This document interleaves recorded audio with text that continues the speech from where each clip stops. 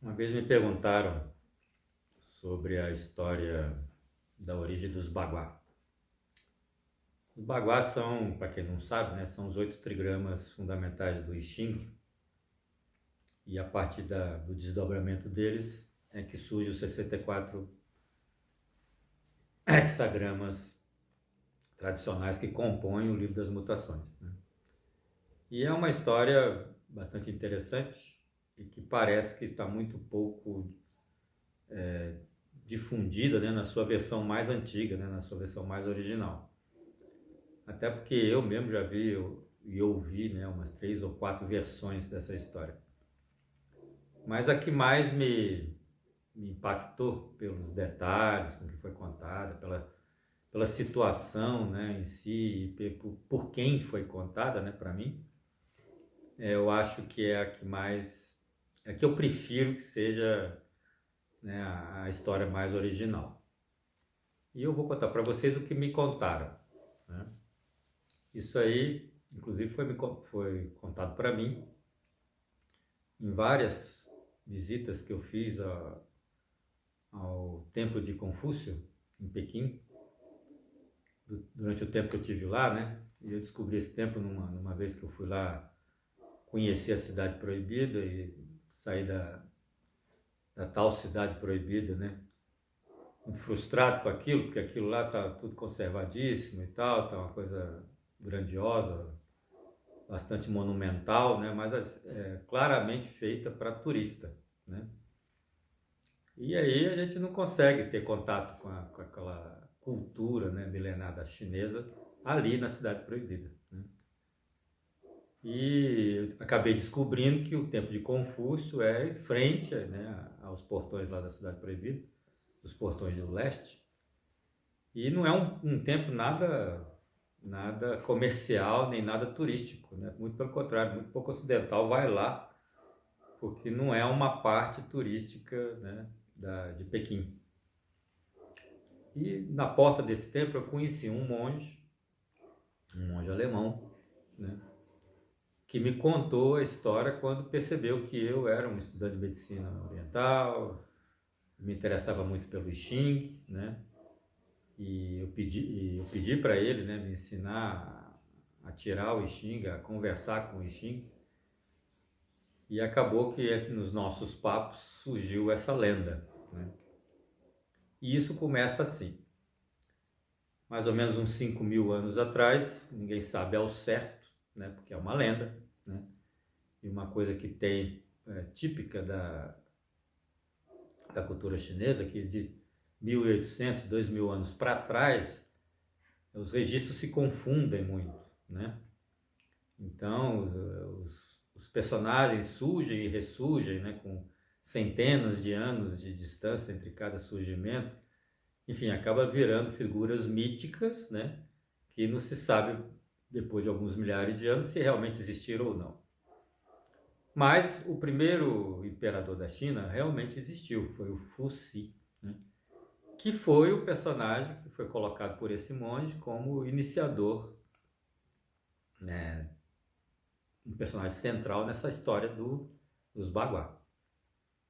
Então, conta-se que, mais ou menos há 5.000 anos atrás, na China, que ainda não era China, né, porque não era um império unificado, existiam 3 reinos e eles guerreavam muito entre si, eram 3 reinos menores e classificados como o reino de baixo, o reino de cima e o reino do meio. O reino de baixo, do sul do que hoje a gente chama China, era o mais próspero, era o mais rico e a tendência é que esse reino realmente, né, dominasse os outros politicamente, econômica e culturalmente, né? Mas isso só se deu depois que o Fuxi, né, fez todo o périplo dele, né, para herdar o reino. E os Baguás surgem mais ou menos nessa época, né? O que aconteceu? O Suiren, que era o pai do Fuxi, que era o rei, né, desse reino de baixo, ele chegou numa idade avançada lá e sentiu que o tempo dele já estava ficando curto sentiu também que tinha muita animosidade política entre os três reinos, então alguma coisa de grave ia acontecer logo, né? E ele ficou muito preocupado porque ele já estava velho, não se sentia mais competente e com vigor suficiente para guerrear, né, com os parceiros, com os vizinhos, né, que estavam lá sempre interessados em invadir o reino de baixo, por causa das riquezas, né, que esse reino tinha. E aí acabou que ele chamou os dois filhos dele, né, ele tinha dois filhos. Um era o Fusi, o outro era o Duque de Zhou, né.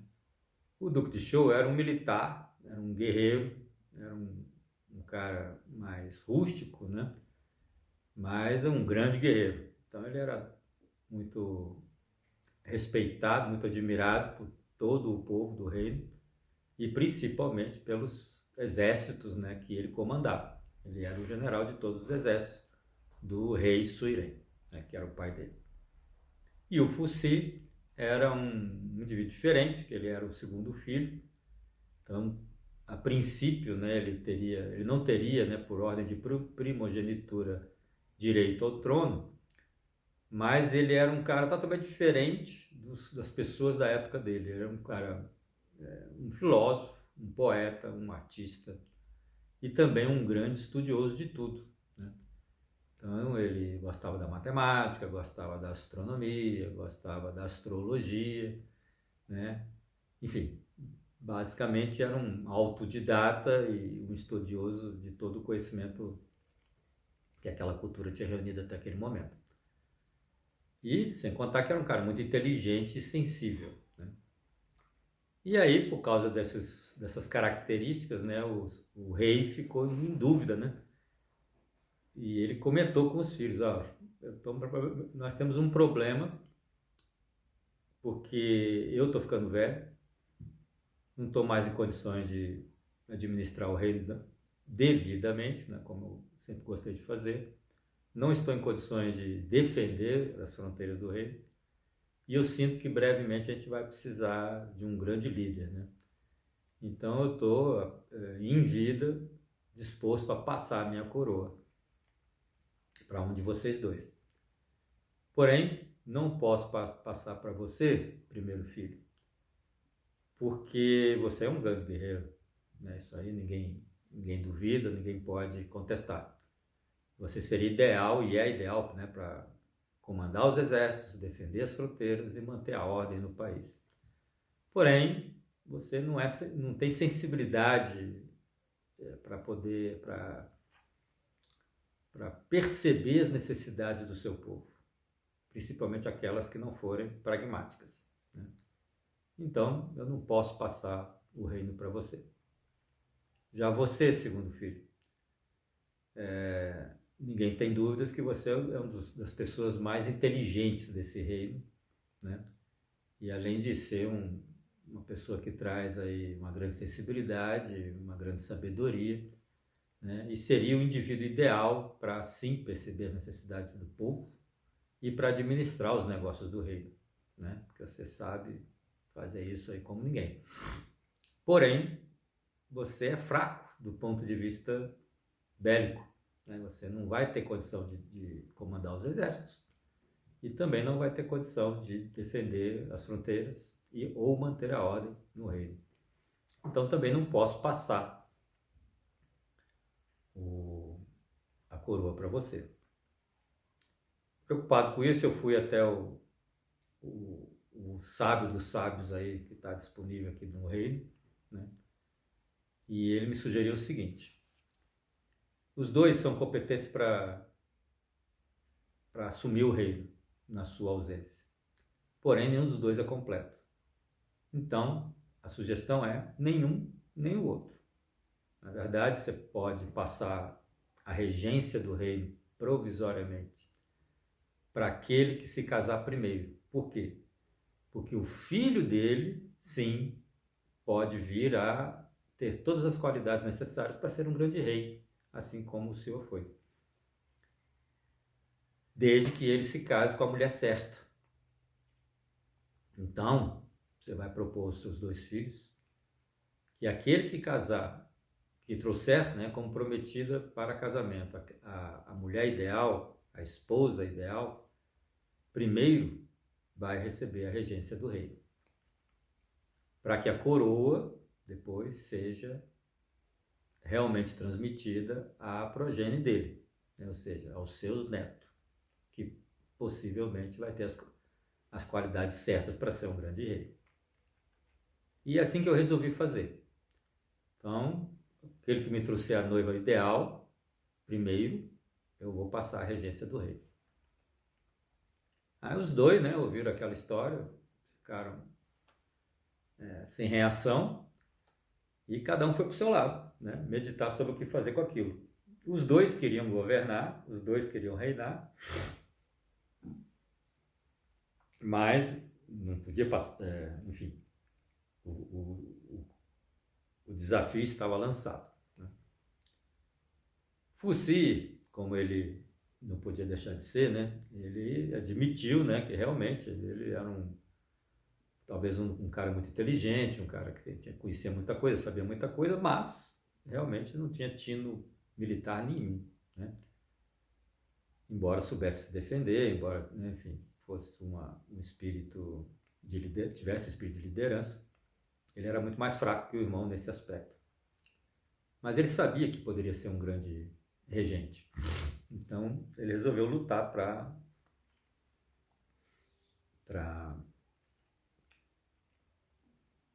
ver se conquistava, né, essa posição, em que pese o direito de primogenitura fosse do Duque de Zhou, que era o irmão dele, né? Aí, angustiado, sem, né, atinar com uma solução imediata, ele resolveu montar no cavalo e andar por aí, pelo reino, né, conversando com as pessoas e vendo uma coisa e vendo outra, para ver se achava uma solução. E foi, né? Realmente resolveu se dirigir para o leste e viajou. Uma semana depois, ele chegou na fronteira leste do país, que era no Mar da China, né? Ele chegou lá na beira da praia e já chegou já no meio de uma tempestade.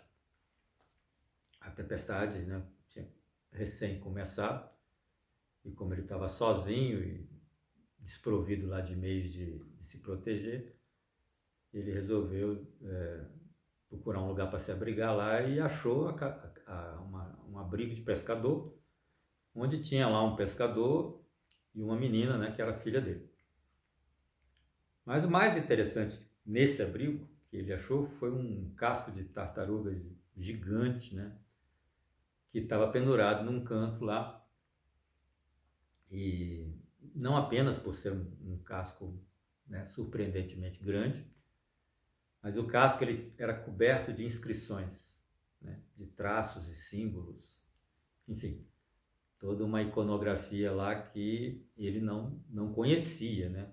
Apesar de ser versado e fluente em muitas línguas e conhecer muitas escritas diferentes, né, absorvida de muitas culturas diferentes, aqueles traços ele não pôde ler, enfim, não conhecia.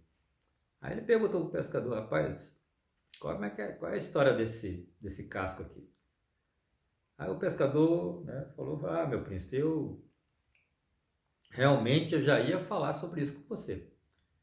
Acontece o seguinte: essa tempestade, né, que está acontecendo aí, que trouxe você até aqui, que está aí do lado de fora, ela é sazonal aqui nessa região. Então ela acontece de 30 em 30 anos. E da última vez que aconteceu, que não essa, há 30 anos atrás, quem teve aqui foi o seu pai, né? Ele também estava andando pelo reino, né, junto com a guarda pessoal dele, e achou esse casco jogado na praia, né, porque deu uma ressaca muito grande com a tempestade e o mar ficou muito grande e muito bravo, e jogou esse casco aí na areia. E ele achou isso, né, muito, muito interessante, primeiro porque era um casco muito grande, e segundo por causa dessas inscrições aí. E veio dar aqui, né, como o senhor veio, ele veio também. Só que naquela época, né, quem estava aqui, né, era eu e meu pai, né? E foi meu pai que recebeu ele, assim como eu estou te recebendo. E aí acabou que o rei pediu ao meu pai que tomasse conta do casco, porque como ele estava mal equipado naquele momento, ele não tinha condição de carregar uma coisa daquele tamanho para lá para o castelo dele, né? Então, deu como missão para o meu pai guardar o casco até que ele pudesse voltar e resgatar o casco, porque ele sentiu que que esse casco era uma coisa muito importante, né? Em função dessas escrituras, desses símbolos, desses traços que tem aí impresso no casco, que ninguém sabe quem fez, né? Então, tá na hora de eu, né, fechar esse ciclo aqui e te entregar o casco, né? Porque o meu pai já morreu há muito tempo, né? Uma vez ele saiu para pescar e não voltou mais. Então ficou para mim a missão de cuidar do casco até que o rei voltasse, mas o rei nunca voltou. E aí eis que está aqui o filho do rei, então eu posso passar o casco para você e me desobrigar dessa missão, né? Aí o Fussi achou aquela história muito emblemática, né? Porque era uma grande coincidência ou sincronicidade, que ele, né, filho do rei, 30 anos depois, diante da mesma tempestade, viesse dar na mesma cabana que o pai dele há 30 anos atrás. Só que ele estava menos equipado ainda que o pai, né? Ele estava sozinho, né? E aí ele teve que pedir o pescador para guardar o casco mais um tempo para que ele, né, pudesse, né, numa outra ocasião, voltar aí com condições de levar o casco embora, né? Além disso, ele tinha um grande problema nesse momento e não podia estar se preocupando com aquele casco. E aí ele, ok, né, a tempestade passou, 2 dias depois ele foi embora, mas aquela história não saiu da cabeça dele, né? Porque esses 2 dias que ele teve lá na casa do pescador, ele ficou estudando, né, observando aqueles traços, etc. Ele já era uma mente investigativa, né? E muito curioso e tal, enfim, ele não sossegou com aquele negócio, né? Resolveu, na primeira vila que ele encontrou, né, ele contratou lá uma meia dúzia de caras e alugou uma carroça e voltou para pegar o casco, né? E chegando lá na casa do pescador, cadê o casco, né? O casco não estava mais lá.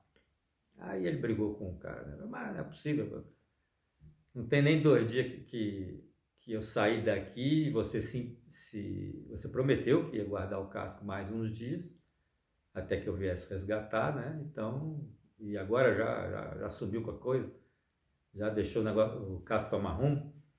Aí o pescador falou, acontece o seguinte, passou aqui um monge muito conhecido dessa região e ele estava, né, com fome, com frio, cansado e tal, e veio pedir abrigo, né? Porque nessa região aqui, o único lugar que dá para descansar é aqui mesmo, né?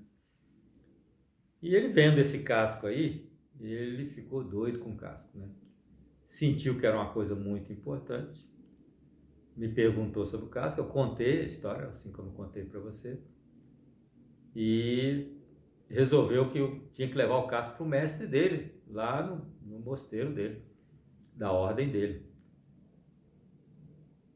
E aí eu falei, não, o príncipe acabou de estar aqui, né, não tem nem um dia que saiu daqui, e me ordenou que guardasse o casco mais uns dias, que ele viria buscar, tal. Então o casco não pode sair daí, senão, né, eu vou estar falhando com a minha palavra. Mas aí o monge ficou encapetado e não sossegou enquanto eu não entreguei o casco para ele, né? Falou que aquilo era uma coisa muito importante, que se demorasse para alguém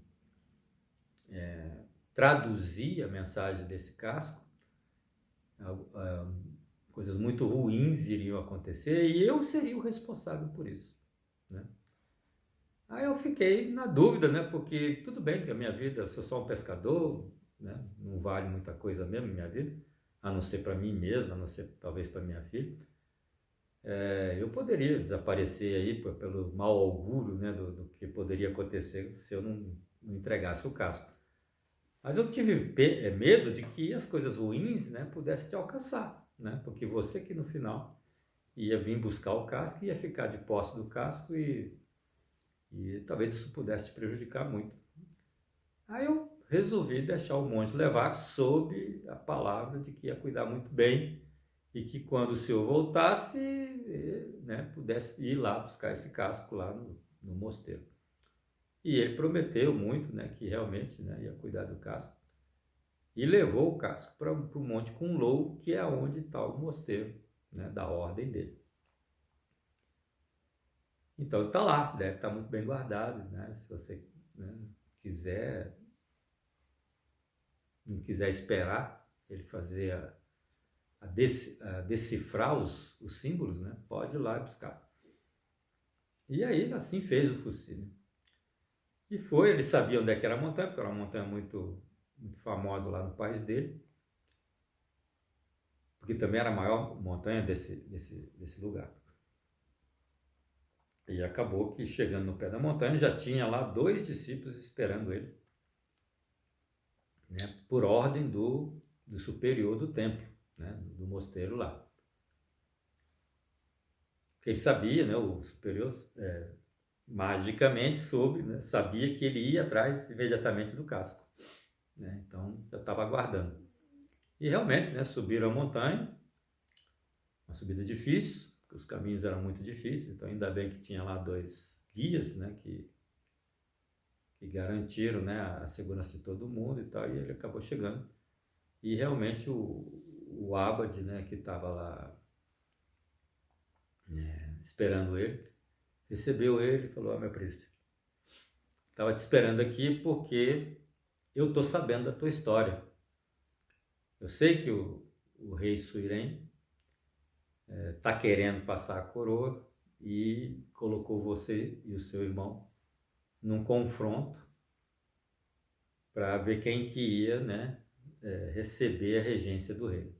Mas como é que né, o Fuci ficou admirado? Mas como é que você sabe dessa história? Foi uma conversa privada entre eu e meu pai e meu irmão, e eu não comentei isso com ninguém.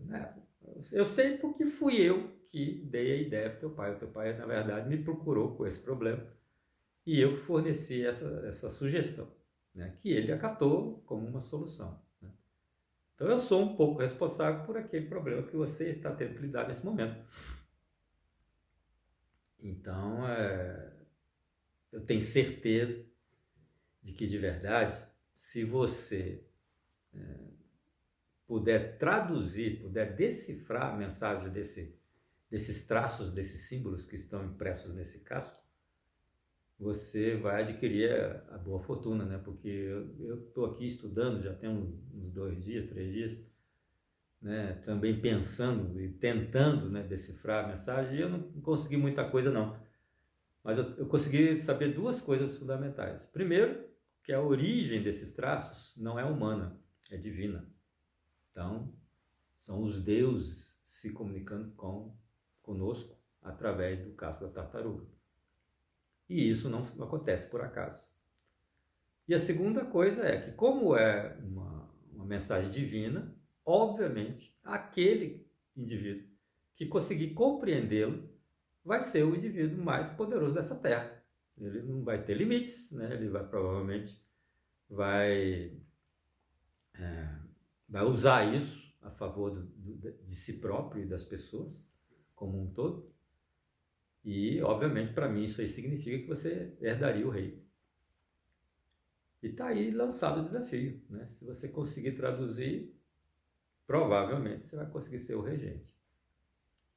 Aí o Fuci, né, encarou o desafio, ficou no templo e foi pensar, né? Foi estudar, foi meditar sobre tudo aquilo. Ficou 40 dias e 40 noites nesse templo, né? E num determinado dia lá ele resolveu que já tinha, né, se dedicado àquele problema o suficiente. E também eu estava muito angustiado porque o tempo estava passando e o irmão dele podia, né, arranjar lá noivo e ele ia perder a oportunidade dele. Então ele resolveu ir embora. Copiou direitinho todos os desenhos que estavam no casco, né, num papiro, guardou muito bem guardado e foi para casa. Só que não foi exatamente para o palácio do pai dele, né, onde ele morava naquele momento. Porque durante lá as elucubrações dele, os estudos do significado daquelas linhas, daqueles traços, ele acabou lembrando que tinha uma pessoa, né, uma mulher, que ele conheceu na infância e que era meia-irmã dele, porque o pai dele tinha, na verdade, casado 2 vezes. Do primeiro casamento, nasceu ele e o irmão dele. Mas o primeiro casamento do Suirem, do rei Suirem, foi um casamento político, né? Foi um casamento de conveniência. E ele nunca, embora tenha tratado muito bem a rainha, com todo respeito, com toda deferência, todas as honras, ele nunca gostou dela, né? Enfim, não foi uma mulher que ele escolheu. Escolheram para ele por uma conveniência política. E ok, né? Aí quando ela faleceu e tal, ele ainda era jovem, estava em pleno vigor lá da saúde, do poder pessoal dele. Acabou que ele conheceu uma outra pessoa, né? Uma outra menina, e se casou com ela aí, e dessa vez sim se casou por amor. E a única filha que ele teve com essa segunda esposa foi essa meia-irmã do Fusi, que se chamava-se Nuva. Né? E, infelizmente, né, na segunda gravidez, a segunda esposa do rei também não aguentou e adoeceu e morreu. Né? Só que a menina, ela era uma menina diferenciada em relação a outras mulheres da corte do rei, né? Naquele momento da cultura da humanidade. Né? Era uma menina muito opiniática, muito livre, muito animada, muito energética, e ela, né, não parava quieta e gostava de experimentar de tudo e não conhecia limites, né, em tudo que ela queria fazer e experimentar. E isso não era um comportamento, né, adequado para uma menina da corte, né, que num tempo em que a mulher tinha que ser recatada, a mulher tinha que ser subserviente, a mulher tinha que seguir determinados protocolos de comportamento, né, que colocariam ela como uma pessoa bem vista se ela se tornasse uma pessoa secundária. Né? E para Nuvar isso aí era impossível, né, porque era uma menina exuberante. E acabou que quando ela chegou na adolescência e estava já chegando perto da época de casar, né, o rei chegou nela e falou: tá na época de você começar a pensar em escolher um marido e dar jeito aí no seu comportamento, né, porque você vive escandalizando aí todo mundo e tal, com esse negócio de andar a cavalo, de atirar com arco e flecha e caçar e tal. Eu sempre gostei da tua companhia para fazer tudo isso e te admiro por conta disso, mas isso não é um comportamento certo para uma menina da corte, né? Principalmente para alguém que precisa arranjar um marido de bom nome, de bom sangue, para, né, com isso trazer mais fortuna e mais poder, né, para o nosso reino. Aí ela se insurgiu com aquilo, né, porque a última coisa que ela queria naquela altura da vida dela era casar. Né, porque ela sabia que se casasse ia acabar toda a liberdade dela, porque logo viriam os filhos, ela teria muito mais regras para cumprir, né? E, enfim, isso aí pareceu para ela mais um aprisionamento do que uma boa fortuna. Né? E aí houve uma discussão muito grande entre ela e o pai dela e acabou que ele deixou ela para lá, né? Não insistiu, porque gostava muito dela e não queria obrigar a filha a ser lá uma pessoa que ela não queria ser, né? Só por conveniência. Mas o comportamento dela, né, que era uma princesa, totalmente inconveniente em relação às regras, né, de comportamento da corte, acabaram criando muitas dificuldades com outras meninas, com outras crianças que estavam se desenvolvendo ali. E aí as mães começaram a apontar ela como responsável por todos aqueles problemas e tal. Enfim, criou-se uma intriga, né, na corte, e o rei começou a ficar com medo, né, de qual é o rumo que aquilo tomaria, e acabou que mandou a menina de volta para a aldeia lá onde ela tinha nascido, porque nessa aldeia ele tinha um palácio de verão, né, onde ele passava os verões dele, e ela tinha nascido lá, e era uma aldeia distante, né? Então mandou a menina para lá, para ficar para lá, para ver se conseguia proteger ela daquela maledicência ali dos cortesãos, né? Que é uma coisa perigosa. E acabou que essa menina ficou lá e cresceu e amadureceu e nunca se casou e nunca voltou também. Ficou lá meio exilada, né? E o Foci, né, sabia dessa história toda, mas não podia falar nada, nem podia fazer nada, porque ele era um príncipe segundo filho, né? Ou seja, em tese ele não tinha nenhum poder para influenciar na história, né? Embora ele gostasse muito da Nuvá, porque quando criança eles se brincavam muito juntos e se desenvolveram juntos, estudaram juntos muita coisa, se divertiram fazendo muitas coisas juntos, etc. Mas chegou naquele momento, ela foi mandada embora e eles se separaram, né? E nunca mais se reencontraram. E isso tinha 10 anos ou mais, né? E ele se lembrou dela, porque era a única mulher com que ele se sentiu à vontade, com que ele teve uma experiência confortável e admirava uma mulher que ele admirava pelas próprias dotes naturais dela, né? De muita inteligência, muita sensibilidade, muita beleza, né? E muita bondade, né? Enfim, ela era uma pessoa que se importava muito com o bem-estar de todo mundo que estava em volta.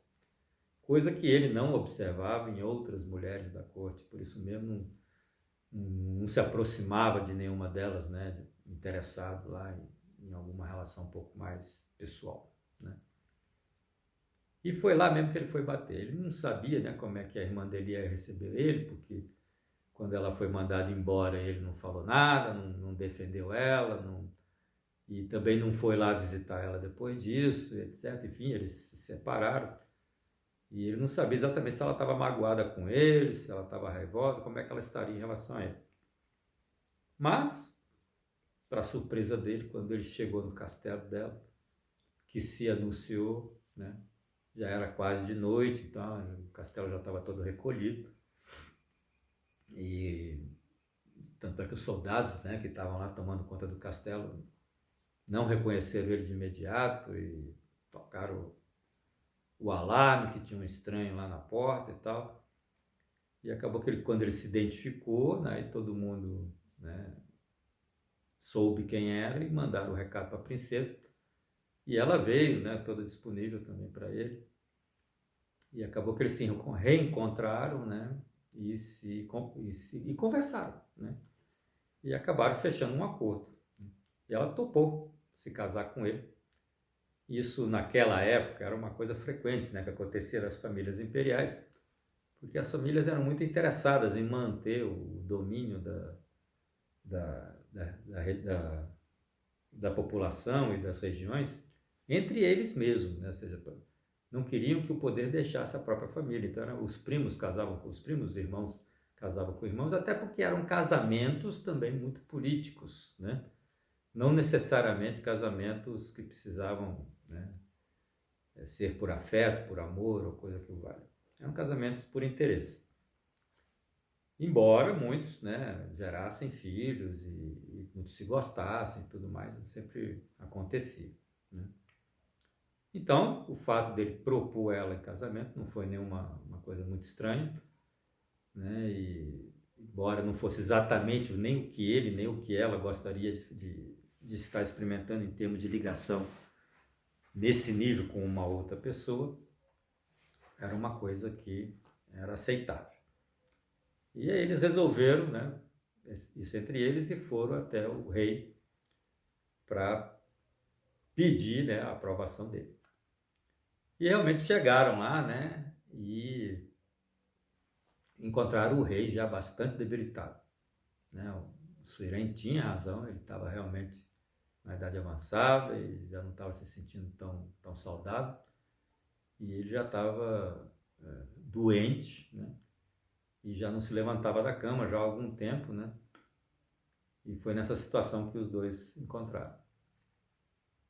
E ele, como ele gostava muito da menina, né, ele, inclusive, quando a viu, né, se emocionou e quis pedir perdão, e, enfim, quis explicar para ela por que ele tinha mandado ela embora e mantido ela em isolamento aqueles anos todos. Mas nem precisou, porque ela, né, perdoou tudo e, enfim, aquilo não era o mais importante naquele momento, né? Era importante que eles estavam se reunindo e que iam resolver aquele problema da regência, da transferência do poder, né? E aí o rei, né, achou aquilo lá ótimo, né? Pô, finalmente uma solução. Realmente, né, falou para o Foci, você achou a noiva ideal, porque a sua irmã tem todas as características, né, desejáveis para que vocês possam gerar um verdadeiro imperador, né? Mas tinha o problema do irmão, né? O irmão, em tese, tinha a vantagem da primogenitura, né? Ele era o filho primogênito, era o primeiro filho, então necessariamente a coroa iria ser dele, e ele tinha essa expectativa, né? Porque ele era o primeiro filho. Então ele não ia gostar dessa história do Foci ter chegado primeiro com uma noiva. Até porque não foi o primeiro, né? De verdade, o Duque lá, logo, né, em seguida já foi buscar uma mulher, buscou uma segunda, uma terceira, uma quarta, uma quinta, e nunca que o rei, né, aprovou o casamento, porque eram mulheres que ele considerou que não eram dignas, né? Então estava lá naquela angústia, né, de trazer uma noiva atrás da outra, e ele não aprovou nenhuma. A primeira que foi aprovada foi a Nuvá, né, que era do irmão que não tinha o direito de primogenitura. Então aquilo ia acabar dando um grande problema. Mas, enfim, quem ia ter que resolver esse problema era o segundo filho, né, o Foci. E aí o Foci, né, vendo a situação de fragilidade do pai, falou, não, isso aí é problema meu, você pode ficar tranquilo, não se preocupe, eu vou me entender com meu irmão, né? Você já tá precisando descansar a cabeça e tal. Então não se preocupe com isso. E mandou o primeiro secretário lá do reino, né, que era o braço direito do rei, que de verdade é quem administrava as coisas do castelo, as coisas do país propriamente dito, né, porque o rei já estava debilitado, não estava dando conta de cumprir, né, esses papéis. Falei, ó, anuncia o meu casamento aí, manda tocar os gongos do templo e manda buscar meu irmão, né, que eu quero ter uma conversa com ele. E logo o irmão veio, e não se sabe exatamente como foi a conversa, sei que o irmão saiu do palácio furioso, né, dizendo que aquilo não ia ficar daquele jeito, e foi embora, né. Aí o Foci falou, tá bom, não gostou, mas vai ter que engolir a situação, porque é isso que vai acontecer. E aí os dias se passaram, né, o casamento foi anunciado, o povo ficou muito feliz que o príncipe ia se casar, e a princesa era também princesa, né, e meia-irmã do príncipe, filha do rei, etc. E ia dar tudo muito certo, né, porque eles todos gostavam muito da família, né, real como um todo. Só que no dia que o chefe do templo, né, veio até o príncipe para combinar como é que ia ser a cerimônia, porque eles tinham que encomendar uma cerimônia diferente, né, no sentido de ser uma cerimônia só fechada, só para os familiares ali, só para o pai e para os príncipes, para as pessoas mais chegadas, né, porque não estava na hora ainda de que o povo soubesse da doença do rei, né, e muito menos nem o Foci, nem a Nuvá gostavam, né, de muitos aqueles protocolos intermináveis da corte e tudo mais. Ia ter uma festa, mas a cerimônia em si teria que ser uma coisa muito simples e muito reservada. Aí o chefe do templo veio, né, para saber como é que ia ser essa história, pediu para chamar a noiva, né, e cadê a noiva? Quando mandaram chamar a noiva, ninguém achava a noiva sumiu e não estava no castelo e aquilo era impossível, né? Porque como é que pode uma princesa, noiva, futura rainha, e não se sabia do paradeiro dela? Aí viraram mundos e fundos, céus e terras, né? Tentando achar a menina. E no final, depois de uma semana, não acharam a menina tinha sumido de verdade. E o Foci ficou doido com essa história e saiu em busca da menina. Mas aí, no dia anterior que ele iria fazer essa partida, né, para procurar, no país inteiro, né, porque em algum lugar essa menina tinha que estar, chegou lá um emissário do irmão, do duque, querendo falar com o rei, né? Aí o Foci entendeu tudo, né? Falei, puta, foi o meu irmão, né? Então raptou a minha noiva. Aí foi lá, né, falar com o emissário, que era um oficial, né, das tropas do duque, que ele conhecia, inclusive, né, que tinha treinado ele quando ele era criança.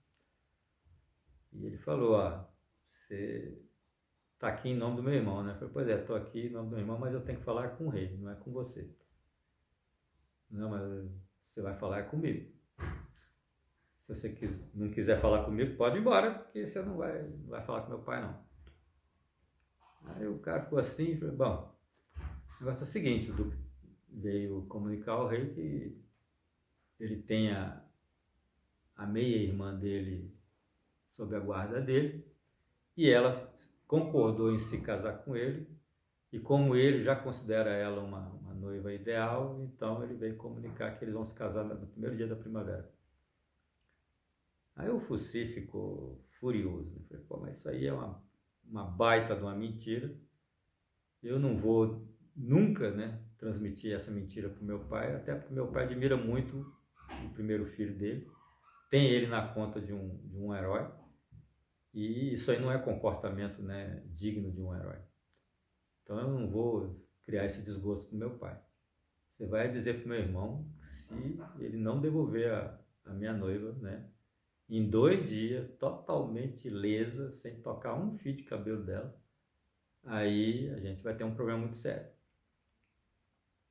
Aí o cara vai, mas você, irmão, é general de todos os exércitos do reino, como é que você vai enfrentar o seu irmão? Aí o príncipe falou, isso aí, o problema é meu. Vai dizer isso para ele aí, pode ir embora. E entrou no palácio. Aí o general, né, apesar de ser de admirar muito o duque e ter lealdade com o duque, lamentou muito essa história toda, porque ele percebeu, né, quanta coisa estava em jogo naquele momento por causa de uma discussão entre 2 irmãos que afinal de contas se gostavam, porque eles se gostavam, né? Tanto o duque quanto o príncipe, né? Viveram a vida toda juntos, foram treinados juntos, foram educados juntos, enfim, fizeram muita coisa boa juntos a vida toda. E agora estavam divididos, né? E aquilo ia acabar virando uma guerra civil e a coisa ia ficar muito complicada, né, para ser resolvida. Muita gente ia morrer antes que aquele negócio tivesse lá uma boa solução. Mas foi levar o recado do príncipe. Obviamente, o Foci sabia que ele tinha razão, né? Ou seja, todos os exércitos estavam subalternos ao irmão dele, e não a ele. Todos os exércitos eram leais ao irmão dele, lutavam pelo irmão dele desde sempre, e admiravam e tinham lealdade ao irmão e não a ele. Então ele só podia contar com o povo que talvez quisesse lutar por ele, que não contava muito, porque eram pessoas comuns que não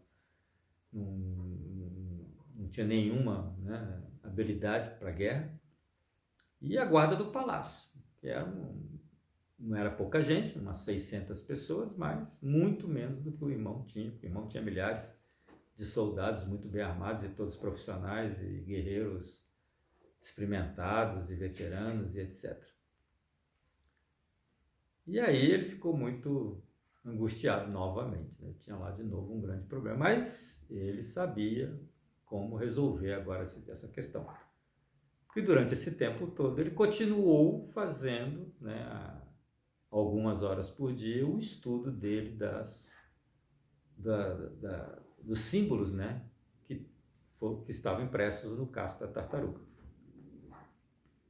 E aí ele foi para o templo e foi consultar, né, os símbolos para ver se achava novamente, se ele tinha um insight novamente em relação a como resolver aquela questão. E como ele já tinha descoberto, né, que aqueles símbolos estavam organizados de uma maneira numérica, segundo uma linguagem binária. Então, fazendo cálculos e inferências e fazendo variações, eles poderia, de certa forma, estar chegando a conclusões a partir de perguntas, né, que ele pudesse estar fazendo. E acabou que ele descobriu, através da consulta nele nos Baguá, que a princesa estava guardada debaixo da terra a 2 dias de distância na direção leste. Aí com essas coordenadas, né, ele lembrou de um lugar, né, que estava mais ou menos nessa posição, né, que realmente era conhecido por poucas pessoas, né. Existia um lago, né, onde todos os filhos da realeza eram levados num determinado momento da vida para fazer lá um ritual de passagem que ia marcar o término da infância e o início da juventude. Mas o término da infância significava que eles não seriam mais crianças, né? Daí por diante eles iam ser encarados como adultos, então tinham que assumir toda uma série de obrigações e deveres para com a corte, com o Estado, com o reino e etc, né? Então era um ritual de passagem muito importante. Eles passavam um ano nesse templo, nesse lago, sendo treinado pelos monges que eram, né, daquele templo, né? E era um treinamento duríssimo, né? Porque era um inverno muito rigoroso, então e eles eram despojados de tudo que eles conheciam, né, de conforto, de riqueza, de facilidades, etc., porque eram membros da corte, né? E ficavam na mais negra pobreza, donos só da roupa do corpo e uma tigela para comer, né? Então, um treinamento durante um ano muito rigoroso e que era usado para amadurecer as crianças da corte, né? E nesse lago, nesse lugar, ele tinha lá uma caverna que os monges do templo usavam como depósito, né? Que não era no templo, porque primeiro que a caverna era mais segura, né, para guardar os mantimentos, as ferramentas e as coisas da sustentação logística do templo, né?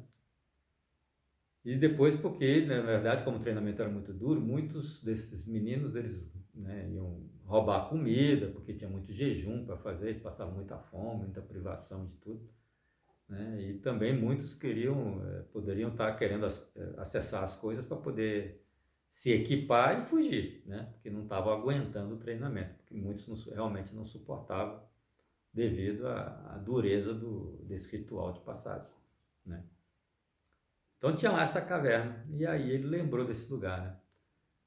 Ele e o irmão tinham conhecido a existência da caverna, porque na vez deles, foi numa época de muita chuva, né? No outono e na primavera. E acabou que a caverna estava ameaçando inundar e estragar todos os mantimentos e tudo que estava guardado lá, e aí os monges tiveram que fazer um mutirão para poder tirar tudo lá de dentro até que as chuvas passassem, né? E aí só por isso eles conheceram a existência da caverna, porque nem todo mundo que se hospedava lá no templo teve acesso a ela, né? E lembrando disso, aí ele foi direto nesse lago e efetivamente, quando chegou lá, estava lá, né, uma guarnição pequena guardando a princesa lá dentro dessa caverna. E não podia ser diferente, porque não podia chamar muita atenção, porque como eles estavam no meio do inverno, né, não tinha ninguém no templo. O templo estava fechado, né? E, então não podia ter lá um grande contingente de soldados, né, aquartelado lá, porque senão ia chamar muita atenção e logo alguém ia descobrir que a princesa estava lá, cativa lá naquele lugar. E acabou que então ele descobriu onde estava a noiva dele, né? E acabou que buscou essa noiva, né, por cima de ferro e fogo. E quando já fugindo para o palácio, né, a menina estava muito, muito feliz de ele ter sido resgatado e tal, mas ele estava muito preocupado, porque sabia que quando o duque descobrisse que ele tinha pegado a menina de volta, ele ia vir para cima, né? E efetivamente, né, ele entrou no palácio, guardou lá a menina muito bem guardada e começou a preparar, né, os soldados todos e fazer armas e angariar mais ajuda, né? Mandou os emissários lá para os parceiros possíveis, né, que poderiam estar ajudando ele, né, a enfrentar o irmão. Mas não deu tempo de nada, né? Logo em seguida, o duque aquartelou o palácio, cercou o palácio com os exércitos e exigiu que ele entregasse a menina para ele casar imediatamente e resolver aquela história. Aí o Fusi viu que a única solução para esse problema, para essa situação, seria contar com o coração do irmão. O duque estava lá, nas portas do castelo, na frente dos exércitos dele, e já se movimentando para invadir. Aí ele mandou abrir os portões, foi até o irmão, desmontou do cavalo, tirou o elmo, o capacete, tirou a couraça, a armadura, botou tudo no chão junto com a espada, ficou só com a roupa de baixo, tirou as botas, ficou descalço e foi andando até o irmão e colocou que não tinha motivo para ele invadir o palácio e matar aquele monte de soldados que não tinham culpa de nada e destruir coisas que eram sagradas para ele, né, que foram sagradas para eles a vida toda. E muito menos dar aquele desgosto para o rei, pai deles, que estava tão debilitado. E o irmão, do alto do cavalo dele, né, e ele era um cara grande, forte, muito maior do que o Fusi, não falou nada e só adiantou o cavalo na direção dele, e de uma maneira mais agressiva. Aí o Fusi olhou bem para ele e falou: bom, só o que eu te peço é que você me ouça. Se você não concordar com o que eu tenho a propor, eu vou te passar a Nuvá, ela vai resolver se casa com você ou não, provavelmente vai casar, porque ela concorda comigo que tudo que eu vou te dizer é verdade. Então, enfim, se o que eu tenho para propor você não aceitar, não vai precisar ter guerra. E o que eu tenho para te propor é o seguinte: como o nosso pai falou, e de uma maneira extremamente sábia, embora naquele momento eu não tenha enxergado essa sabedoria, com o passar dos dias eu acabei concordando muito com ele, né? Porque sim, você é o mais forte entre nós dois, você é o herói, você é o general de todos os exércitos, e você é que tem a competência para defender as fronteiras e manter a ordem no reino. Eu não tenho essa competência. Eu nunca vou ter essa competência, porque eu não sou nem metade parecido contigo. Por outro lado, você é um grande militar, mas não é um grande administrador, né? Então você precisaria contratar pessoas para cuidar dos aspectos práticos, né, das finanças do reino. Ia ter que confiar nessas pessoas e pode ser que isso não desse certo. Eu pelo meu lado, sei que eu posso administrar o reino da melhor maneira possível, porque é do meu interesse que tudo dê muito certo, além do que eu tenho grandes projetos, né? E vou precisar que o nosso reino seja o mais forte de todos e o mais rico. Então, o que eu te proponho é que não seja nem eu e nem você os detentores da coroa do nosso Pai. E sim, como ele falou, e nós vamos acatar, quem tiver o primeiro filho, a esse filho é que será passado o reino. E nesse meio tempo, nós dois cuidamos do reino. Você vai fazer a sua parte de proteger as fronteiras e manter a ordem, e eu vou fazer a minha parte de administrar o reino e tratar das finanças da nossa fortuna. O que você acha? E acabou que o Duque abraçou o irmão e concordou, né, com aquela história, porque ele também estava angustiado de ter que invadir o castelo, de matar os soldados que ele próprio tinha treinado, que eram todos leais a ele, e também teria que estar matando o irmão, quem ele gostava, e ele não queria fazer nada daquilo, também preocupado com a saúde do pai, que ia ficar sabendo daquela história e provavelmente não ia suportar aquilo. Então, concordou, e assim foi feito, né? Fuxi, de verdade, foi o